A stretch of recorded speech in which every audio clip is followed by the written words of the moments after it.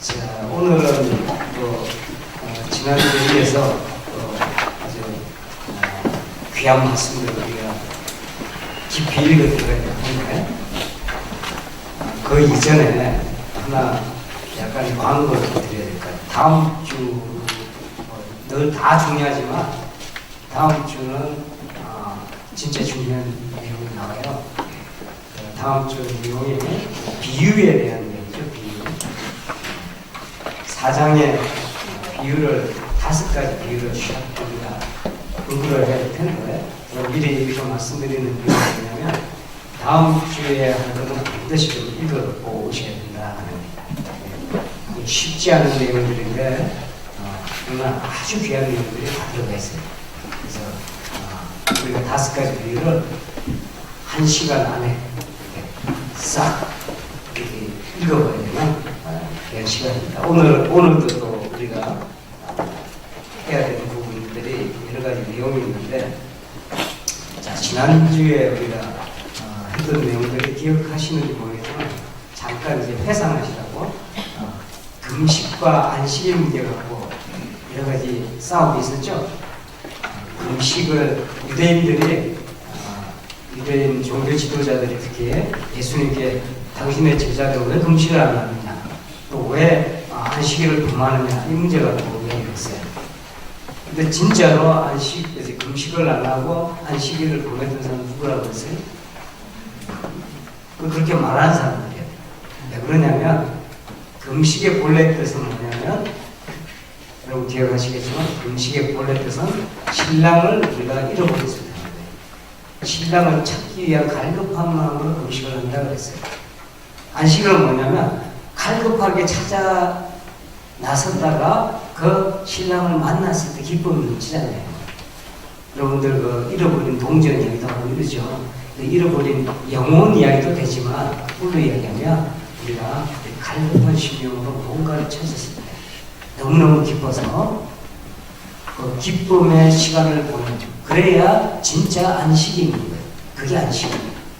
다 누구와 관련해서요? 예수님. 예수님을 잃어버려서 예수님을 우리가 갈급하게 찾을 때 금식해야 하며, 예수님을 찾아서 기쁘게 그 예수님에 대해서 감사하고 찬양해야 되는 것이 우리가 안식일이에요. 이 두 가지는 금식이 있어야 안식일이 있는 거예요. 이 두 가지가 따로 도는 게 아니고 같이 있다는 걸 염두에 두시기 바랍니다. 자, 오늘 내 이야기는 이제 그 회당에서 금식 문제를 갖고, 이제 안식일 문제를 갖고 예수님하고 유대인들이 팽팽하게 싸움을 이제 하고 난 뒤에, 그 다음에 예수님은 제자들과 함께 호숫가로 이제 물러가십니다. 호숫가로 물러가셨는데 좀 쉬기 위해서 이렇게 물러나신 거예요. 그런데 이 호숫가로 물러나셨어도 이 호숫가는 어디 호숫가일까요? 갈릴리 호숫가. 고요한 시간을 가질 수가 없었어요. 자, 지도를 잠깐 좀 그려볼까요?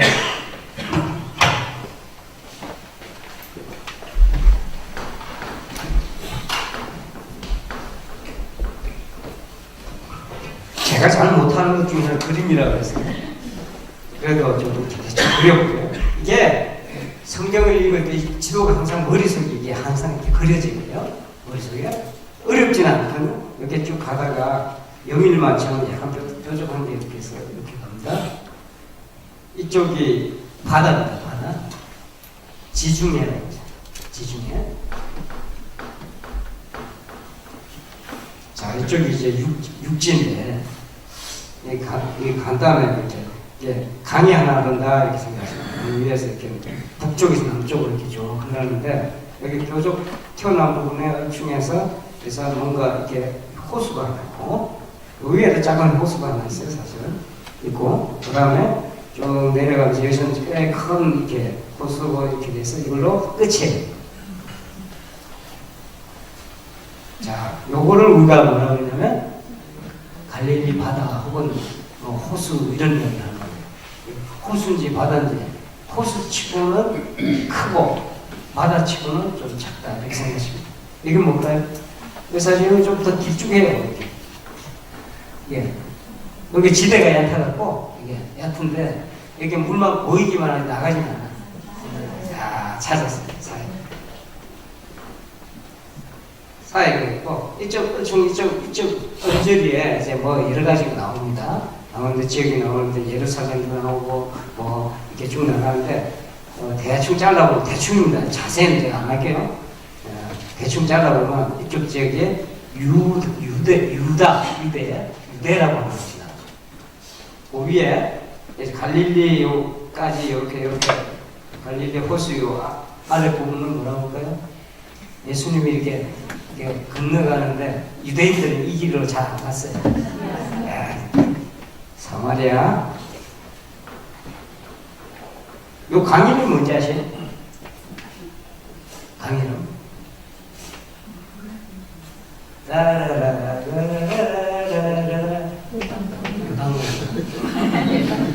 요단강 건너는 요단강. 이 요단강입니다.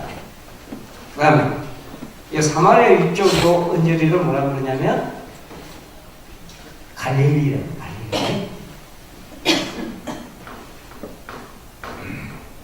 그리고 여기 쭉 가면은 두로가 나오고 또 시돈이 나오죠. 두로와 시돈 나오는 거죠. 이두메라고 하는 지역, 오늘 성경 말씀 이두메 나와요. 이두메. 대충 이렇게 하시면 유대 밑에 있어요. 요단 동쪽이라면죠. 요단 동쪽 이쪽을 말합니다. 이쪽에? 이쪽 지역? 예수님이 감이 잡히셨어요? 그래서 저 세례 요한이 요단강에서 세례를 줬다 보면 요 어디가 아닐까? 요 이제 정확한 지역은 알 수가 없어요.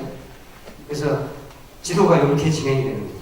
그런데 오늘 본문 말씀을 보니까 이 지도를 대충 그려드리는 이유는 예수님 벌써 이두메에서부터 두로와 시돈에서 갈릴리, 유대, 예루살렘 할 것 없이 그리고 요단강 동쪽에서 모압 지역이지 옛날 구약에서 모압 이쪽에서 모압도 있고 암몬 들어보시죠.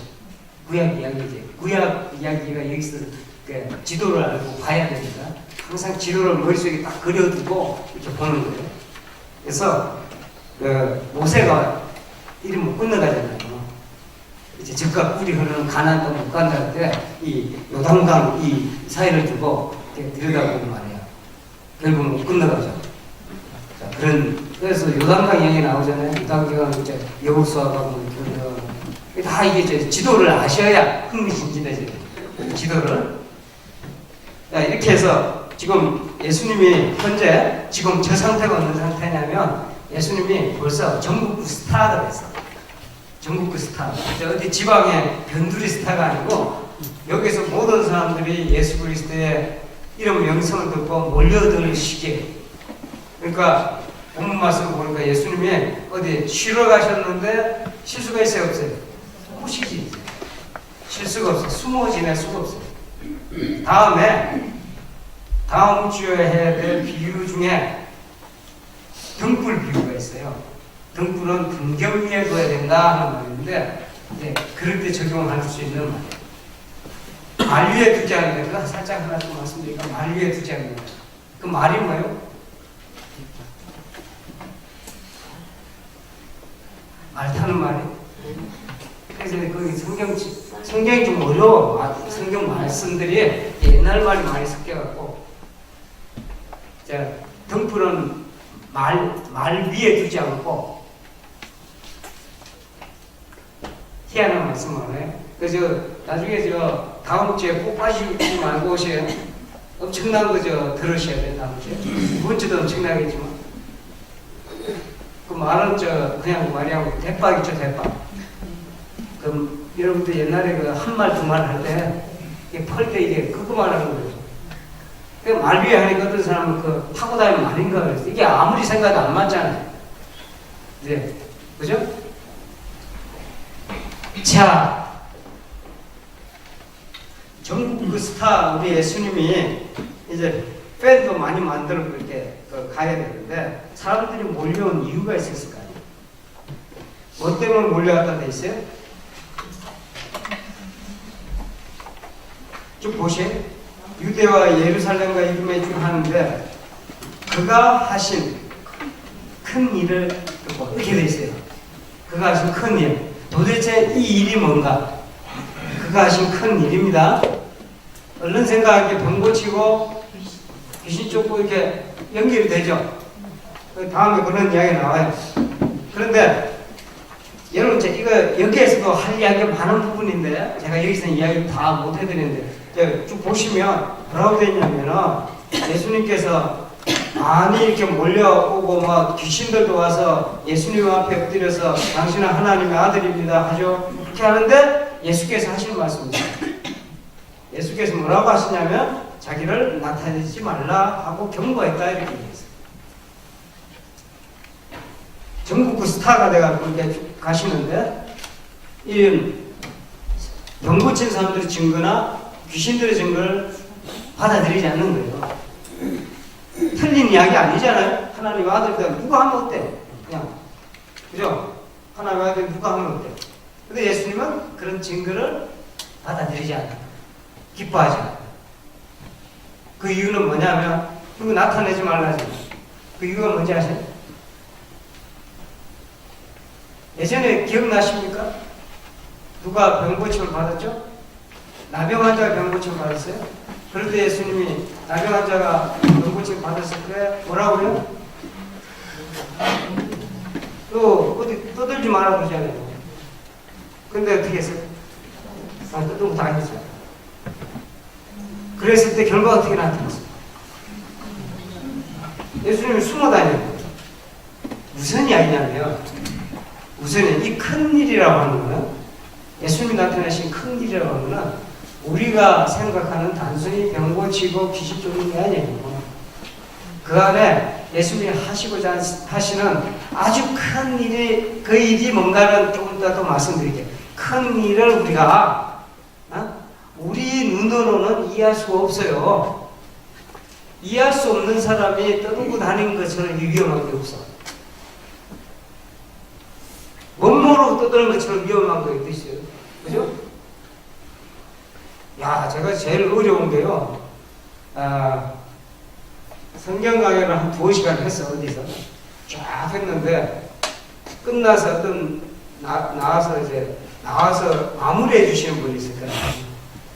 근데 그분이 형 마무리를 안 하셔도 되는데, 2시간 동안 한 내용을 형 마무리 하시는데, 엉뚱한 이야기 마무리 하시는 거예요. 한 5분도 안 돼서 마무리를 하시는데 전혀 다른 이야기를 해서 그랬을 때 제가 이게 당황스럽지. 제가 잘못했죠. 2시간 동안 이 강의를 했는데 이해 못하겠으니까. 아무리 그래도 그렇지. 그럼 아무 말 깨달은 사람도 많을 거 아니에요. 이해가 잘 되신 분도. 내버려뒀으면 좋을 텐데 괜히 나와서 한 5분 싹 해주니까 그거 틀렸다고 나갈 수 있어요, 없어요? 이거 참 나갈 수도 없고 안 나갈 수도 있고 상당히 곤란했던 적이 있어요. 이 주의 복음이 주님께서 하신 일이 큰 일이었단 말이에요. 큰 일이었는데 이 큰 일을 우리가 이렇게 귀신이 증거를 한다든지 그냥 육신의 병 고침 받은 사람이 예수는 육신의 병 고치는 사람도 이렇게 이야기를 해버리면 예수님 전하려고 하는 것이 어떻게 되겠어요? 예수님 진짜 육신이 병 고치는 일이 나타나죠. 그런데 그게 다예요? 귀신이 거품 물고 도망가고 소리 지르고 쫓겨나고 하는 사건이 그게 다냐고요. 그거 하고 신기하잖아요. 그런데 그렇게 이야기를 해버린다고 그러면 심각한 문제가 그게 있을 수 있다는 거예요. 상황이 그렇게 전개가 되는 거예요. 그래서 예수님께서 그런 거를 일단은 수업을 자꾸 시키시는 거예요. 수업을. 왜냐하면 아직 복음이 완전히 공개되질 않았어요. 복음이 언제 완성돼요? 쭉 지금 마가복음 말미에 우리가 완전히 마가복음 정리가 돼야 16장 이게 정리가 돼야 그때 세필에서 복음이 완성된 걸 본다고. 복음이 아직 완성되지도 않았는데 지가 조금 은혜 받았다가 이거 갖고 다 이야기를 해버리면 내가 이거 잘 모릅니다. 근데 내가 받은 거는 이겁니다. 이 은혜입니다. 이렇게 해주면 좋은데 절할 때 그렇게 안 전해. 이게 다요. 이거 큰 문제가 생길 수 있어요. 자, 일단 나중에 전도가 뭐다 하는 거 배울 거예요. 앞으로 오늘 다 이렇게 하고 지나가야 되는데, 이 사건 다음에 이 말씀하신 다음에 산 위로 올라가십니다. 자, 분위기가 확 바뀌어요. 산 위에 올라가셔서 뭐 하셨을까? 12제자를 세웁니다. 이 사람들을 이끌어서 우리는 뭐라고 그래요? 12제자, 12사도. 그래서 12사도들 이름을 쭉 우리가 나오는데 외울 수 있으면 얼마나 좋겠어요. 다 외울 수 있어요. 여러분 아는 이름 누구는 왜 제일 유명한 사람? 베드로, 요한, 야고보, 그 다음에 마테마가? 마가 있어요? 마가는 12제자가 아니에요. 이 마가복음 한다고 해서 12제자가 아니죠. 마가는 나중에 사도행전에. 자, 우선 마태 또 도마, 한드레 빌립, 바돌로메. 하여간 맞춰. 너무 많을 거고 12명 다 차례대로 하는 그 힘들어. 그래도 여기에다가 왜 또 어려운가 하면 여기에 이름 같은 사람이 많이 등장해요. 흔한 이름도 있죠. 우리 대한민국에서 가장 흔한 이름은 누구예요? 지금은 이름들이 많이 다양해져서. 예전에 구구책 열면은 남자 이름은 지금도 철수가 있더라고요. 요새는 안철수가 있더라고요. 철수, 영희는 여자 이름이에요. 안철수 씨 부인 이름 영희인가요? 부인 이름 아시오 혹시? 난 잘 모르겠어요. 진짜 궁금하네. 한번 찾아봐요. 근데 이 시대에 그 흔한 이름 많아요. 그 시몬이라는 사람 두 사람 분명해요. 한 사람 누구예요? 베드로 시몬. 진짜 나중에 이름 베드로라고 하는 거. 그죠? 게바라고 그러고 시몬이 있고 또 어떤 시몬? 가나안 사람 시몬. 가나안 시몬 이거는 누구냐면 가나안 사람은 사실 아니고 다른 의미로 뭐냐면 열심당원이에요. 열심당원. 우리를 지금 말하면 약간 투쟁을 하는 사람. 열심히 별 사람 다 들어와 있어요. 다양한 사람 들어와 있는데 시몬이 두 사람이에요. 사이먼, 영어로 하면 사이먼이고 그 다음 또 야고보가 두 사람 들어오네. 첫 번째 야고보는 누구? 세베대와 살로메 사이에 난 아들. 살로메는 누굴까요? 살로메. 야, 이름이 막 이렇게 보면 이렇게 있는데 살로메는 누구하고 사촌간인지 아시죠? 마리아. 그러니까 마리아하고 인척 관계잖아요. 살로메. 복잡하지? 그냥 잊어보시오. 이게 찾아보면 다 나오니까. 자, 우선은 야고보가 첫 번째 야고보는 세베대와의 살로메 사이에 난 아들이고, 그 다음에 누구의 형제? 야고보의 형제 누구예요? 요한의, 그러니까 요한의 형제이기도 하죠. 야고보는 이 야고보가 하나 있고 또 다른 야고보. 알페오의 아들 야고보. 앞에 야고보는 좀 많이 알려졌어요. 그런데 제자들 있죠. 등장하면 세 사람의 제자. 베드로와 요한과 야고보한테 데리고 다니는 사람. 주님이. 그런데 그래서 우리가 편의상으로 대자를 붙이면 대야고보다. 키가 커서 야고보가 대야고보가 아니에요. 그럼 뭐 저는 항상 소김동환이에요.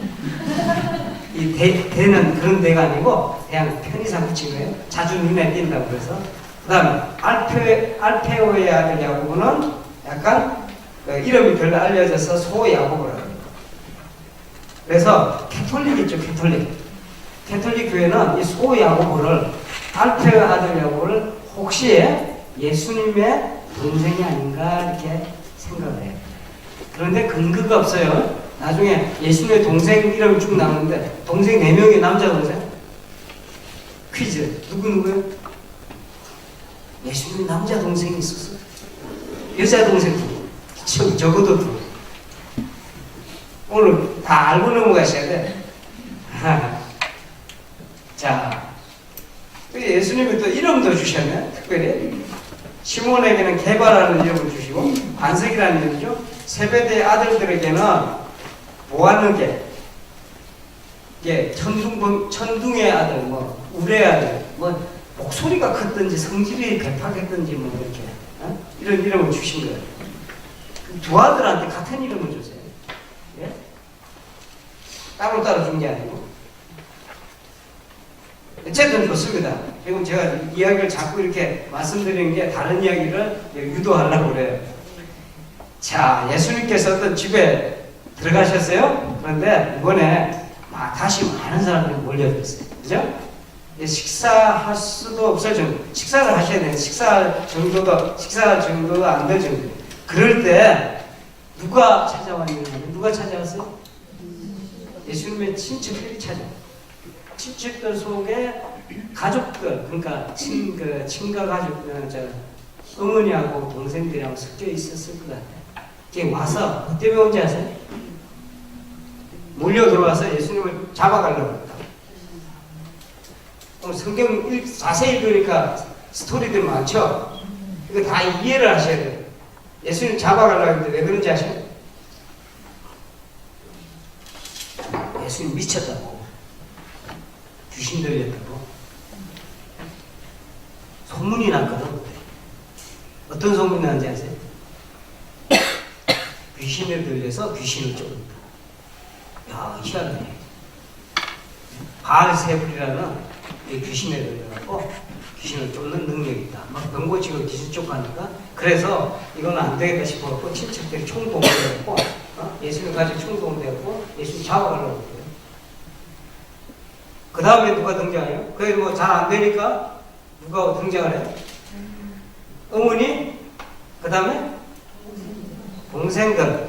동생들인데 동생들 이름 아는 분 있어요? 아까 힌트나 한 사람 드렸고 동생 이름이 한 사람은 야고보 또 이름이요. 흔한 이름도 막 나오면 잘 보세요. 예수님의 아버님이 성함이 어떻게 돼? 함자가 어떻게 되죠? 요자 sep자죠. 그렇게 말씀하지. 요자 sep자 이렇게 말씀하죠. 그죠? 요자 sep자죠? 그런데 예수님의 동생 이름도 요셉이 있어요. 야, 희한하네, 그죠? 예수님의 동생 이름 중에 사이먼도 있어요. 시몬. 그 다음에 또 한 사람의 이름이 있어요. 유다. 어떻게 하셨어요? 성경 쓰신 분이요. 유다서. 제가 상주 드려야 되는데. 루이가 있었어요, 또. 루이. 여자 동생. 왜냐면 장남이셨어요. 예수님 낳을 당시에 다른 형제 있다는 기록이 없죠. 그러니까 짐작으로 하기를 예수님이 제일 장남이다. 이렇게 보는 거예요. 그렇게 기록을 뒤져보니까 예수님의 누이 동생이 적어도 둘이 있다. 그럼 총 몇이에요? 최소한 6명과 어머니가 등장합니다. 자, 등장을 했는데 예수님에 대한 흉한 소문을 계속 듣고 아무래도 데려가야 되겠다 싶어서 오신 것 같아요. 총동원돼가지고 친척이 다 때로 몰려가고 해봤더니 안 되니까 가족들만 갖고 데려가려고 그렇게 이야기한 것 같아요. 그런데 그때 하신 말씀이 중요한 얘기를 합니다. 제자들이 바깥에 당신의 예수님의 어머니와 누이가 동생들이 와 있습니다. 그러니까 예수님께서 하신 말씀 뭐라고 했어요? 누가 내 어머니며 동생들이냐? 그리고 갑자기 주위에 둘러 앉아 있는 가까이 앉은 제자들을 들여다보면서 뭐라고 하시냐면 내 어머니와 내 동생들을 보라 이렇게 얘기합니다. 그리고 하신 말씀이 누구든지 하나님의 뜻대로 행하는 자가 내 형제요 자매요 어머니라 선언하십니다. 자, 이상이 오늘 이야기의 개요예요. 전체적인 흐름이다. 이거 머릿속에 딱 넣어두고 계셔요. 이 이야기를 갖고 오늘 풀어나가야 되는데 오늘 이야기에 등장하는 총 인물의 몇 명이나 지금 오늘 이야기에 등장합니까? 한번 세어보세요.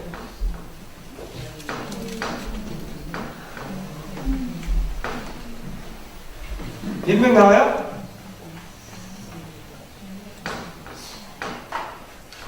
세어보니까 셀 수 있어요, 없어요? 셀 수 없을 때는 경상도 말로 천지 빼깔이다. 잘 보세요. 예수님이 계십니다. 자, 오늘 본문 말씀을 중심으로 해서 본문 말씀 중심으로 예수님을 중심으로 예수님 주위에 등장하는 이 모든 인물들을 쫙 여러분이 보시는데 예수님하고 가까운 순서들 한번 적어봐요. 자, 예수님 믿고 바깥에 원을 그려봅시다. 누가 나와요? 어머니하고 그렇겠죠. 어머니하고 동생들 가족이 되죠. 가족. 그 다음에 친척, 친족은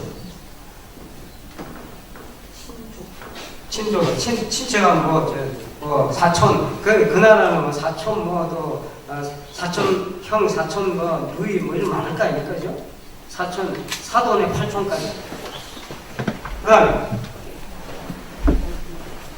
예, 예수님과 가까운 순서대로 적어보는 거 누가 있었을까?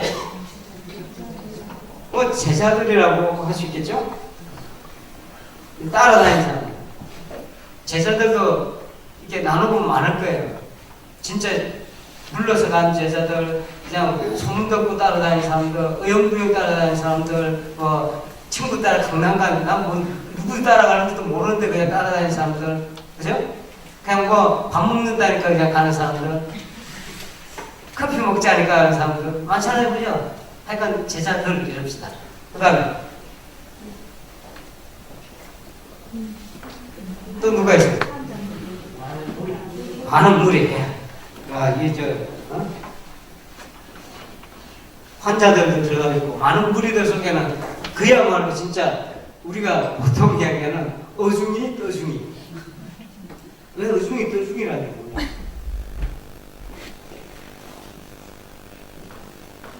그 다음 또 있어요? 약간 이제 예수님의 적대적인 세력들이 있겠죠. 약간 정도가 아니죠? 바리새인 또 율법학자 서기관, 그죠? 또 있어요? 또 등장을 해요. 잘 보시면 사람은 아닌데 귀신 들린 사람 이런 거지. 귀신 들린 사람. 뭐 귀신만 돌아다니지는 않았을 거 아니에요? 그러니까 귀신만 혼자 돌아다니나? 귀신 들린 사람.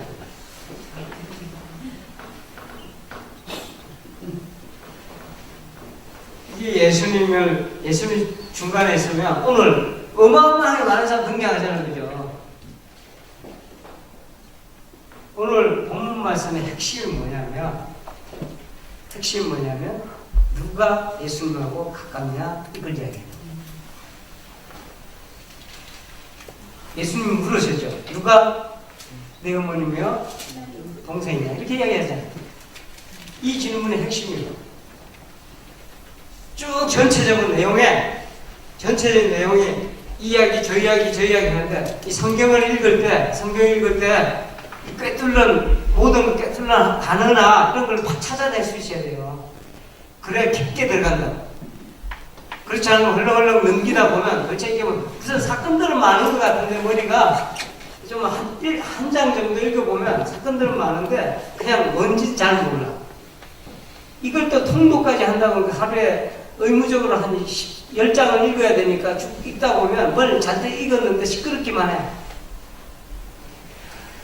이 통짜가요, 이게 그렇게 읽으라는 통짜가 아니에요, 이거. 예? 통할 통짜니 이거는 도통한다 할 때는 어떻게 써요? 도가 통했을 때.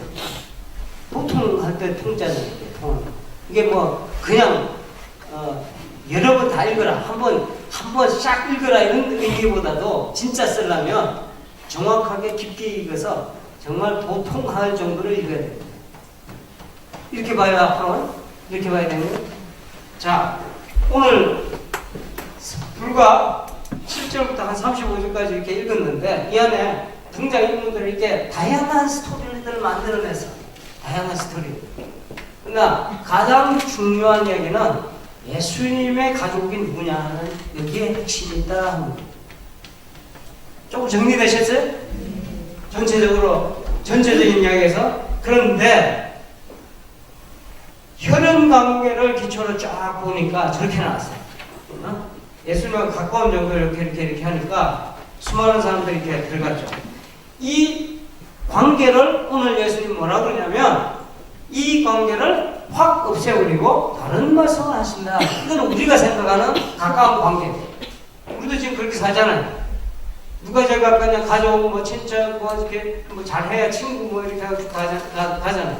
이렇게 쭉 가는데, 이런 거를 주님께서는 지금 지루로 만들어놨고, 확 이렇게 뭉개버리고 새로운 형태의 관계를 이야기해 주시는 말씀을 하여, 누가 내 어머니와 동생들이냐 하시고 둘러앉은 자를 보시며 이러시되 내 어머니와 내 동생들을 보라. 아니, 어머니하고 동생들이 지금 바깥에 있는데 이게 안면 몰수하고, 요새 말로 안면 까고, 여기 어머니와 동생들 앉았다고 보니까 어머니라고 할 사람도 없고 동생이라고 할 사람도 없고 시커먼 애들만,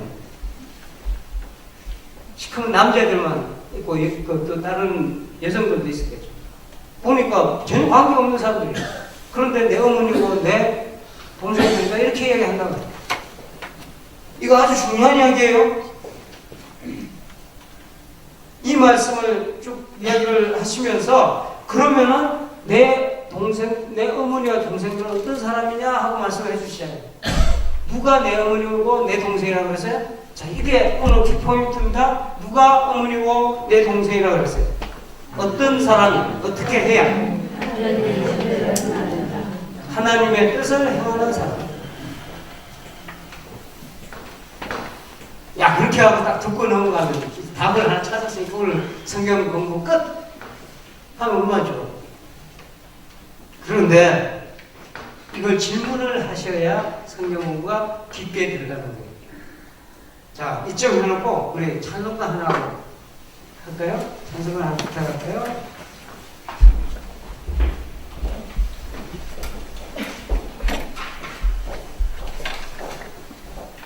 (185장) 부탁을 드릴게요. 185장. 자, 주님께서 하신 말씀을 자세히 들여다보면 세 가지 의미가 쫙 나오는데, 첫 번째는 지금 찾아온 사람들은 진정한 의미에서 가족이 아니다 이렇게 얘기해요. 지금 바깥에서 있는 내 어머니와 내 형제는 진정한 의미에서 가족은 아니다. 두 번째, 내 자신, 나를 둘러싸고 있는 제자들이야말로, 또 이렇게 나에 가까이 있는 이 사람들이야말로 내 가족이다. 이렇게 내 가족이 되는 건, 세 번째로 내 가족이 되는 조건은 딱 하나인데, 하나님의 뜻대로 행하는 자다.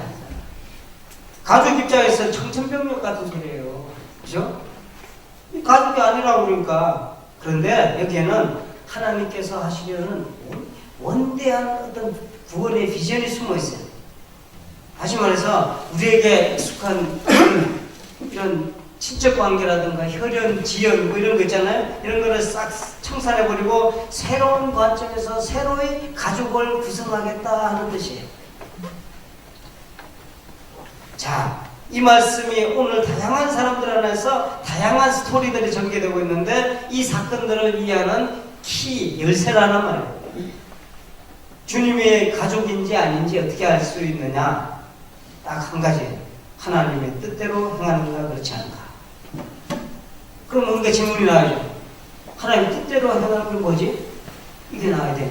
이 성경을 읽을 때 이렇게 질문을 많이 하시대요. 하나님 뜻대로 행하는 것이 그렇다면 뭐지? 자, 여기까지 하나님 뜻대로 행하는 것이 그렇게 중요하다고 했다면, 가족이냐 아니냐를 판가름한, 이거 가족이라는 건 구원받았다는 얘기고, 가족이 아니다는 얘기는 구원 못 받았다는 얘기예요. 이게 이렇게 중요한 판가름 나는 이게 뭐냐면, 하나님 뜻대로 행하는가 아닌가. 그러면 하나님 뜻대로 행하는 게 뭘까? 그래서 요새 이것 때문에 서점에 나가보면 뭐 하나님 뜻을 찾는 법, 하나님 뜻을 알아보는 거, 뭐 이런 게 책이 많아. 서점 가보시면 많죠. 그래서 제가 이렇게 있다가 그냥 저를 덮었어요. 하나님 뜻을 아는 건 방법이 아니야. 이걸 아셔야 돼요. 방법이 아니라는 사실을 아셔야 돼. 그럼 어떻게 합니까? 하나님 뜻을 행하는 것의 그 말씀의 뜻을 알기 위해서는 자신의 어머니요 동생들이라고 이 인정한 사람들이 있었죠. 다시 말해서 제자들을 이야기합니다. 제자들을 우리가 주목할 필요가 있다.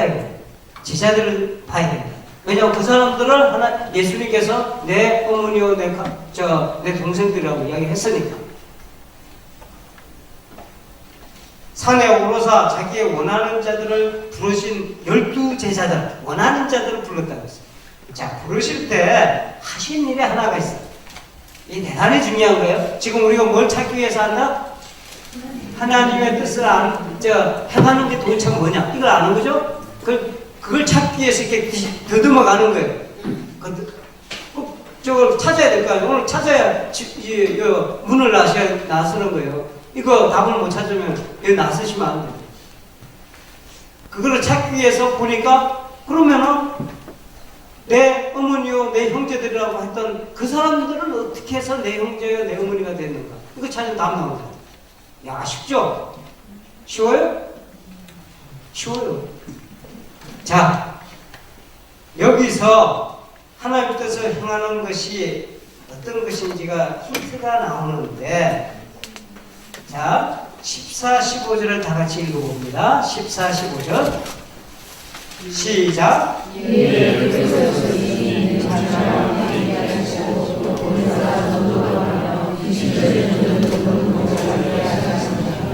두 가지 중요한 게 나왔어요. 두 가지. 자, 나와 같이 있는 사람들이 뭘 하기 위해서 한다? 오늘 또 전도하고 귀신 쫓는 또 나왔어요.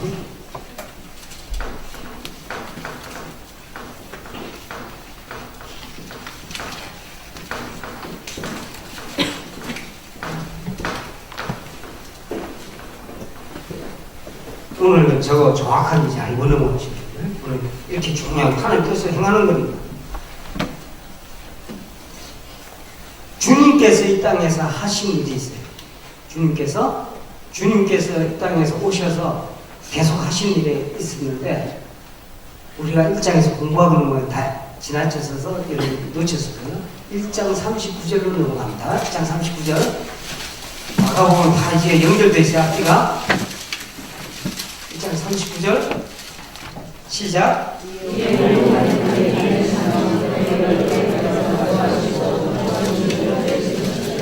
눈치채셔야 되는데 예수님이 하신 게 뭐예요? 그 결국은 뭐냐면 예수님 가족은 누구냐면 예수님 가족으로 생각하는 사람은 누구냐면 예수님과 같은 일 합니다. 예수님과 같은 일. 하나님 뜻을 행하는 것이 뭐다? 예수님이 하신 일을 하는 거예요. 그런 일을 오늘날에도 하면 기뻐하신다고. 자, 두 가지죠. 전도하고 귀신 쫓. 오늘 이거에서 이게 뭔가를 또 물어야 돼요. 전도는 뭔지, 귀신 쫓는 것이 뭔지. 이걸 아셔야 예수님이 하신 일도 알 수 있고, 제자들이 할 일도 알 수 있고, 우리가 해야 될 일도 알 수 있고. 세 가지요. 예수님이 하신 일도 알 수 있고, 제자들이 한 일도 할 수 있고, 우리가 앞으로 해야 될 일을 할 수 있고. 다 나오잖아요. 하나를 알면요, 일석삼조예요. 다 이렇게 꿰뚫어야 돼요. 이 두 가지의 내용은 전도와 귀신전. 전도가 뭡니까? 전도하면 딱 떠오르는 게 뭐예요? 예수 천다. 불신? 나 그렇게 알기 전데? 너 오늘 묻는 거예요. 예수가 천당이요? 이거 참. 천당이란 말은요, 이게 성경의 하나님하고 달라요. 천당은 옛날부터 내려오던 지옥 천당, 우리가 알고 있던 있잖아요. 천당 가면은 염라대왕이 있고, 뭐 이런, 천당 가면 옥황상제 이런 걸 천당이라고 그러는데, 예수 믿는 사람 천당 갈 일이 있어요? 옥황상제 만날 일이 있어? 천국이라면 예수, 야, 그것도 좋습니다. 예수 구원. 이건 모든 예수님 그 말씀 올리다 그런 거 아니에요? 맞아, 중요한 말씀이에요. 그게 이제 전도다. 네. 좋습니다. 전도할 때, 그럼 여러분 보고 전도하라 그러면 어떻게 하실까요?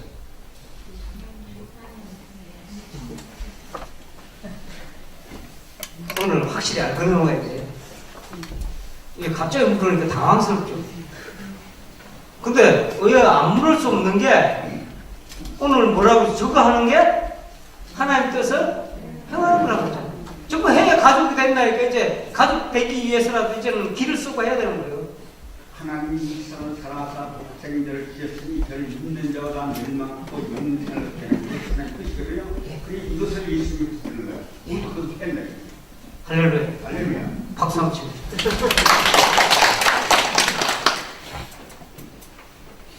우리는 한 스텝 더 들어갑시다. 한 박자 더 이게 대림교회는 이제 오늘 저 말씀하시는 거를 확실히 이제 아셔야돼요. 여기서 말하는 전도가 뭔지 이게 영어 성경에는 이렇게 설명이 달라요. 여기서 말하는 전도가 영어 성경은 이제 영어 한 번만 쓸게요. 용서하십시오. 프리칭을 해요. 프리칭. 프리칭은 뭐예요? 프리칭이란 말은 뭐예요? 여기 목사님들 앞에서 하는 거라고 설교를 프리칭입니다. 요약을 하면요, 프리칭이라면은 구원의 진리를 증가하는 거잖아요. 그러니까 뭐 세상 이야기 하는 게 설교가 아니에요. 여기서 말하는 설교는 이 전도는 구원의 진리를 증가하는 거죠. 구원의 진리를. 자, 이 전도가 왜 중요해지냐면요, 예수님이 하신 전도가 뭔가를 하고 되돌이켜 봅니다. 예수님은 뭘 전하고 다녔을까? 예수님이 전하신 내용, 전도도 예수님이 하신 걸 배우는 게 최고로 빠르겠죠. 예수님 도대체 뭘 전하셨을까? 내가 천국에 가고 한 번 더 박수를. 이거는 박수를 안 했어. 많이 넘겨드릴까요? 자, 저 마가복음 1장 15절 말씀입니다. 회개하라.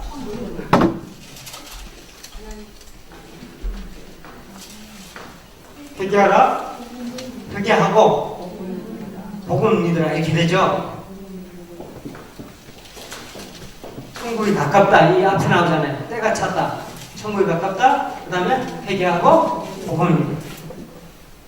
이 이야기로 다시 들어가는 겁니다. 이게 1장 15절 말씀 그렇게 중요한 거예요. 다 연결되어 있어요. 네? 이 부분이 전도, 이거를 선포해야 된다.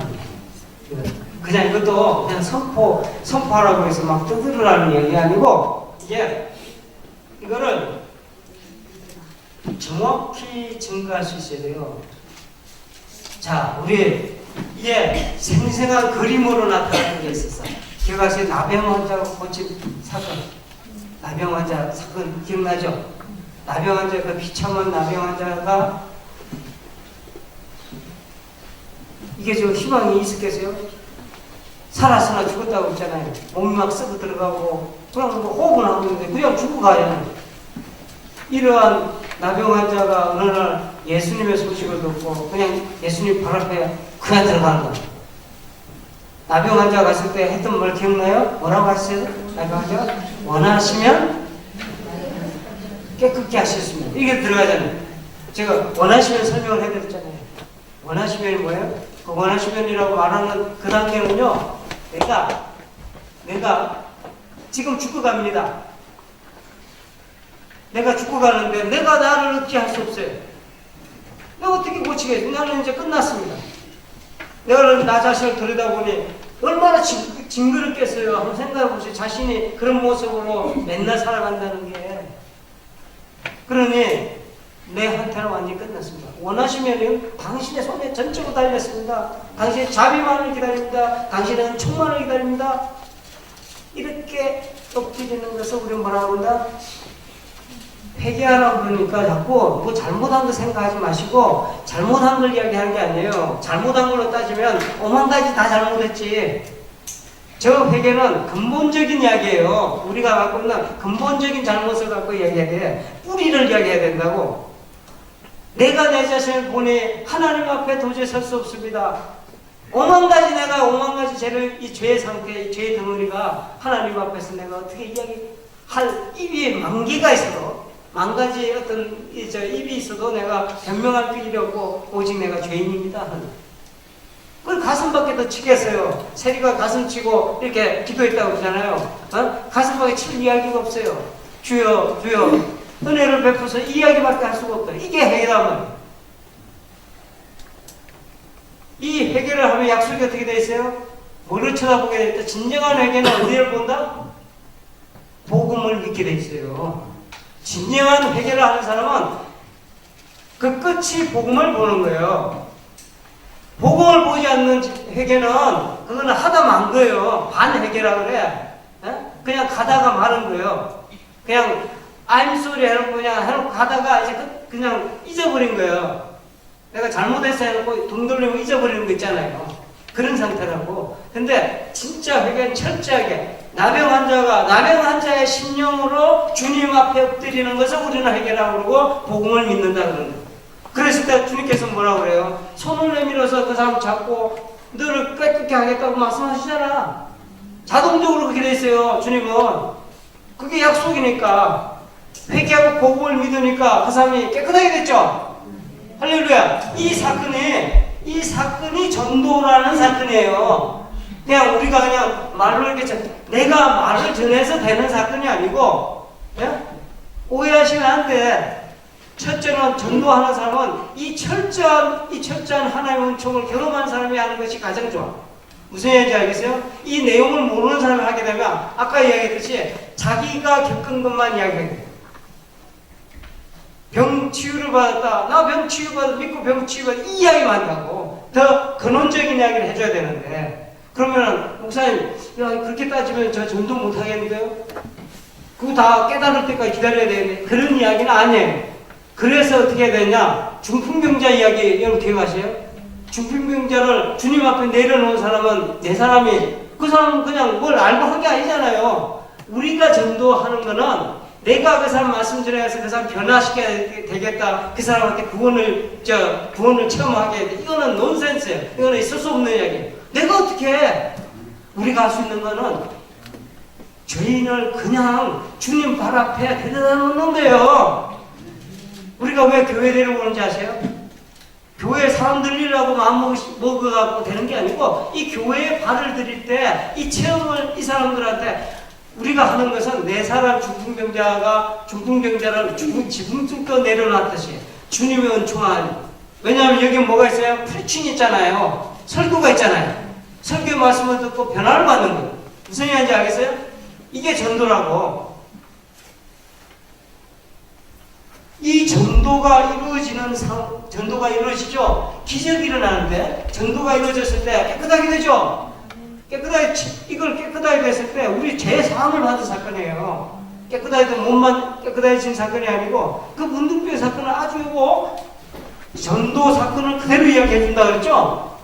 전도가 이루어졌을 때 일어나는 일은 뭐냐면 몸이 깨끗하게 됐다 하는 거는요. 무슨 이야기냐면 이건 엄청난 사건입니다. 왜 엄청난 사건이냐? 원래 우리는 어떤 상태냐면 마귀의 형상에 따라 살게 돼 있어요. 하나님의 형상을 다 잃어버린 상태라고. 하나님의 우리가 범죄함으로 말하면 아담의 범죄 이후로 왜 그런다는 거는 여기 혹시 의문을 가지신 분이 있으면 제가 따로 말씀을 드릴게요. 이야기할 기회가 있을 수도 있어요.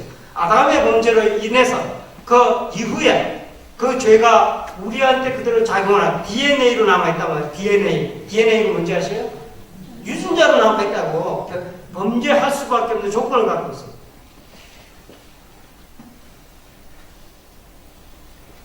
범죄가 어떤 상태인지 아세요? 선악과를 들여다보니까 하지 말라는 그 선악과를 따먹지 말라는 선악을 알게 하는 나무를 들여다보니까 범죄한 상황에서 내 마음에 이미 범죄한 상황에 들여다볼까 어떻게 보였어요? 먹음직도 하고 마음직도 하고 지혜롭게 할 만큼 탐스럽기도 하다. 이게요 완벽한 죄의 상태를 이야기하는 거예요. 자, 먹음직도 하다, 육신의 정욕이요, 마음직도 하다, 보는 건 뭐예요? 안목의 정욕이잖아. 그 다음에 지혜롭게 할 만큼 탐스럽기도 하다. 기생의 자랑이요. 이게 몸에 먹음직도 하다 이런 건 몸의 범죄를 이야기해요. 육신의 범죄를 쫓아가게 돼 있어요. 잘 들으세요. 육신의 범죄를 쫓아가게 돼 있어요. 이게 육신의 범죄예요. 육신의 정욕이요. 두 번째, 안목의 정욕은 생각, 우리의 정신세계의 범죄예요. 무슨 얘기인지 알겠어요? 내 의지의 범죄라고. 앞에 거는 육신의 범죄면 두 번째 거는 의지의 범죄예요. 지혜롭게 할 만큼 이거는 영적인 범죄예요. 하나님하고 되려는, 하나님처럼 되려는. 아시겠어요? 교만이라고 그래. 이런 죄들이 통합적으로 마귀의 형상을 이루고 우리가 근원적으로, 우리가 부분적으로 이거 잘못했습니다, 이거 잘못했습니다, 이런 회개가 아니라니까. 이 자체 전체 덩어리가 우리가 죄를 지을 수밖에 없는 이 상황을 주여 우리의 이 죽을 수밖에 없는 죄를 용서하셔서 이 깊이까지 가야 회개가 되는 거예요. 그랬을 때 복음이 믿어지고 복음의 주의 은총이 임해지고 그랬을 때 우리가 깨끗하게 된다고 했잖아요. 이 깨끗하게 되는 게 어떤 상태냐면 마귀의 형상이 하나님의 형상으로 바뀌는 겁니다. 마귀의 형상은 사라지고 하나님께서 은혜 가운데 우리에게 잃어버렸던 하나님의 형상을 회복시켜준다고 하네요. 깨끗하게 된 상태. 이게 귀신이 쫓긴 거예요. 무슨 얘기인지 알겠어요? 귀신 쫓는 거에 오해하시면 안 돼. 무슨 엑소시스트 자꾸 생각해요. 귀신 이야기하면 엑소시스트 생각해요. 귀신 쫓으면 뭐 예수의 이름으로 명을 걸고 그래서 거품 물고 쓰러졌다. 그런 거는 그런 일이 있을 수도 있어요. 귀신이 나가는 과정에서 있을 수도 있는데 근원적으로 그리스도가 이야기하는 귀신 쫓는 이 현상은 뭐냐면 사탄을 결박시켜 놓고 우리 가운데 하나님의 형상을 온전히 회복시키는 완전한 새 창조의 작업을 이야기하는 거예요. 할렐루야. 이게 전도와 귀신 쫓는 거의 이 사이는 이게 두 가지 사건이 아니고 전도가 이루어지면 귀신 쫓는 이 결과가 나타나는 거예요. 무슨 얘기인지 아시겠어요? 이런 일을 위해서 주님께서 오셨다는 거야. 주님께서 왜 지금 어디로 걸어가고 있어요? 주님께서 지금 사순절에 지금 다음 주에 들어가면 오는 주 종료주일이고 그 다음에 뭐가 있어요? 순환주일 되잖아요. 지금 마침 그 기간이라고. 주님께서 이 길을 왜 걷느냐고요. 이 일을 위해서 한다는 거예요. 이 일을 전도와 귀신 쫓는 일을 위해서 주님이 하셨고 이 일을 하는 제자들은 이 일을 위해서 부름을 받았고 그리고 우리가 앞으로 이 일을 해야 된다 하는 겁니다. 할렐루야.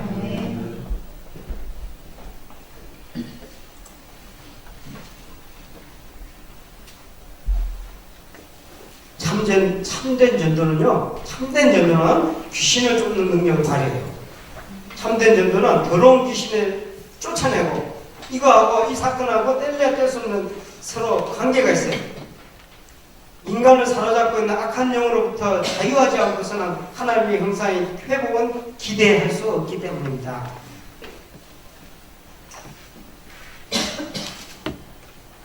귀신 쫓는 과정에서 어떤 현상이 이야기할 수는 있어요. 그런데 그 현상에 마음이 팔리면 안 돼요.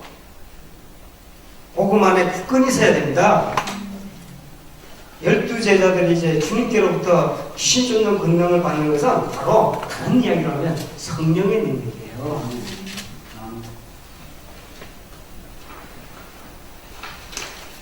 근데 우리가 이 질문을 해야 돼요. 자, 전도하고 귀신을 쫓는 일이 어떻게 가능합니까? 금방 제가 말씀드린 게 있어요. 그래서 제자들을 부르시고 하신 말씀이 있어요. 전도하기 전에 뭘 해라? 사도행전 1장 8절. 다시 한번 기억해볼까요? 1장 8절 찾아보시겠어요? 뭐지? 뭐부터 하라고 그랬어요? 이게 그렇게 중요해지는 겁니다. 자, 여기에서요, 제자가 되는 조건 중에 하나가 앞부분에 있는 내용을 살짝 넘어갔는데, 두 가지 전도와 귀신 쫓아내는 것을 능력을 주시면서 하시기 이전에 조건이 하나 더 있어요. 그게 뭔지 아세요? 주님과 함께 있으라고 돼 있어요. 함께 있다.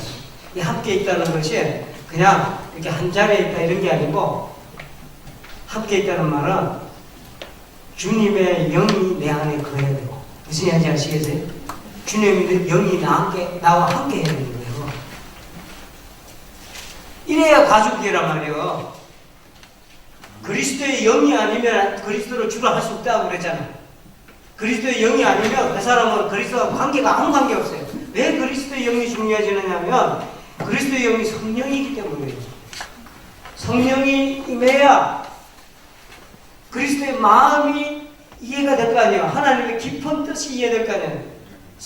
성령은 우리에게 무엇을 가르쳐 주냐면 하나님의 깊은 뜻을 가르쳐 주시고 그 하나님의 깊은 뜻을 행할 수 있는 힘을 주셔요. 하나님의 뜻을 행하는 것이 거기에서 어디서 시작이 되냐면 성령이 우리와 함께 계실 때, 예수님이 귀신을 축출하고 그렇게 하니까 바리새인들하고 율법학자들이 뭐를 불평을 터뜨렸어요? 뭐라고 그랬어요? 성경에서 오늘 뭐라고 그랬어요? 이 사람들이 진짜 예수 그리스도의 가족이 아닌 거예요. 가족이 아닌 이유가 뭐냐면 지금 이 이야기에 있다고. 오늘 요 이야기하고 마무리돼야 될 것 같아. 바리새인들하고 율법학자들은 예수님 보고 귀신 들렸다고 했잖아요. 예수님은 누구세요? 예수님은 어떤 영이 지배하고 계신 분이에요? 성령이잖아요. 그러니까 그 성령이 지배하고 계신 분이 보고 성령이 아니고서 이 일이 안 일어나요. 전도와 귀신 쫓는 사건이 안 일어난다고. 주님과 함께 하지 않으면, 성령이 함께 하지 않으면 이 일이 절대로 불가능해요. 예수님이 가족이라고 말할 수가 없어요. 성령이 함께 하기 때문에. 그런데 그 함께하는 성령을 향해서 뭐라 그래요? 귀신 들렸다고 하니 성령을 모독하는 죄는요 사함을 받을 필요 없다고 했어요. 가족 중에서 아까도 동그라미 해갖고 바리새인은 그래도 귀신 앞에는 앞줄에 서 있었잖아요. 그런데 그 바깥에 있는지도 몰라.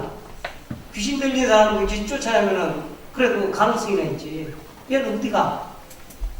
사함을 못 받는다 그랬잖아요. 이해가 안 됐기 때문에 예수님이 지금 어떻게 해서 귀신을 쫓아내고 전도하고 귀신을 쫓아내는지 이해가 안 됐어요.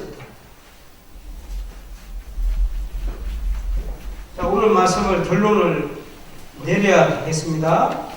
결론을 내려야 되는데,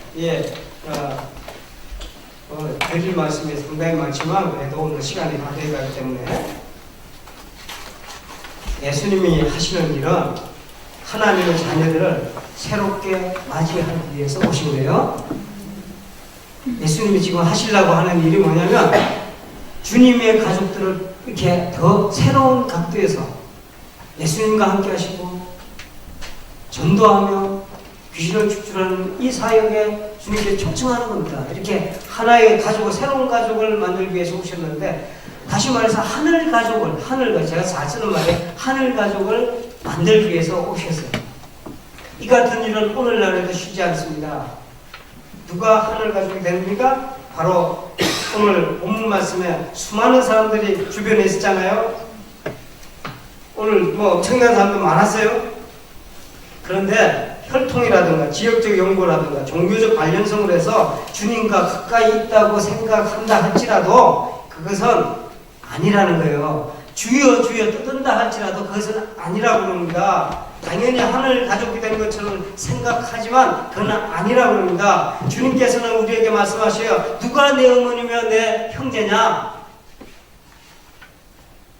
주님과 함께 하시기 바랍니다.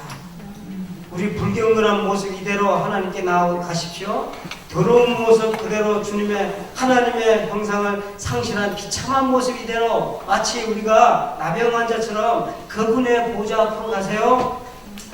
그리스도의 보혈의 총으로만 나아가셔야 됩니다. 하나님의 어린 양이신 그분만을 바라보셔야 됩니다. 예수 그리스도의 은총을 바라보면서 회개하시기 바랍니다. 복음을 믿으시기 바랍니다.